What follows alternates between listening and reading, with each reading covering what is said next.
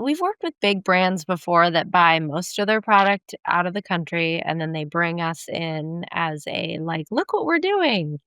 And the You goal coined it as the dog and pony show when I saw you at Expo West, which I that's think pretty you much said it. it's happened to the tune of what, 12 times? Yep, Which yep. is that's a lot. You can Google my name, and I'm usually attached to some brand we don't sell to anymore, Yeah. which is Yeah. infuriating, but it's also, like, that's how this industry works. So Mhm.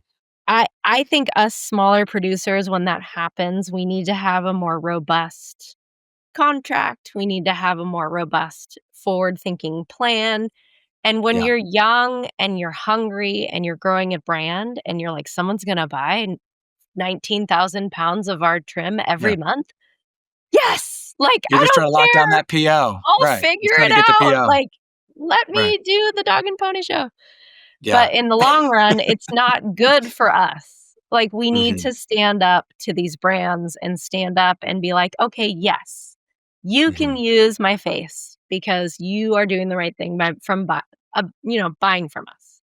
Mhm. But that ends when you stop buying, or that Yeah. ends on this date. And let's talk about the goal of introducing more domestic product into your supply chain." And Mhm. if that's not the avenue you want to go down, just be upfront.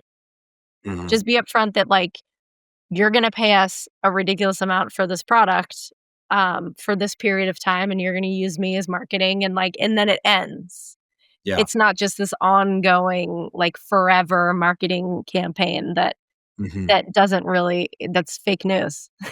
basically. So, that's a tough situation that I get caught into a lot, Mhm. but the intention is there. Like, we've worked with really large brands that wanna buy from us. They throw me on their podcast, and they buy Right. 3,000 pounds of liver, and then they never talk to us again. Yeah.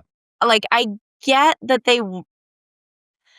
I get that they wanna do the right thing, but we Mhm. live in a land now where it's shareholders and doing the right thing. Shareholders usually win.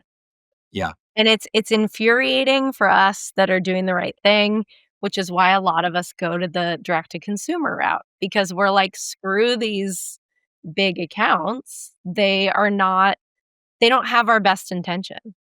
I will say, though, like, our current partners and our current customers are actually being really wonderful.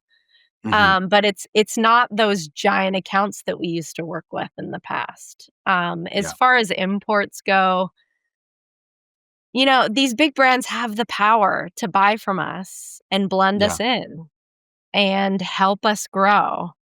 But Mhm. there's just a lot of fear in the marketplace, I think. Mhm. And I don't have a solution for that, but I'll tell you what my fear is. My fear is right now animals in the US are worth more than they've ever been. Right. And nobody's growing their herds. A lot of old timers are cashing out, or they're Yeah. just not keeping replacements. And I worry that the market's gonna get so high that it's gonna crash, Mhm. and then these big feedlot companies are gonna scoop everybody up, and then everybody's gonna be owned by the same company, and if all you buy is Costco beef, all you end up with is Costco beef. Yeah. And so that's my fear. Right. I hope that doesn't happen. Yeah. The cattle market usually has these 10-year cycles, and right now it's so high that Mhm. everyone is excited and worried at the exact same time, and it's just Yeah. like a weird place to be, and it's a weird to own property and have animals and then own a meat company, and Mhm. it like, one side is doing great, and the other side is, like, barely hanging on because it's like, how do we compete in this market?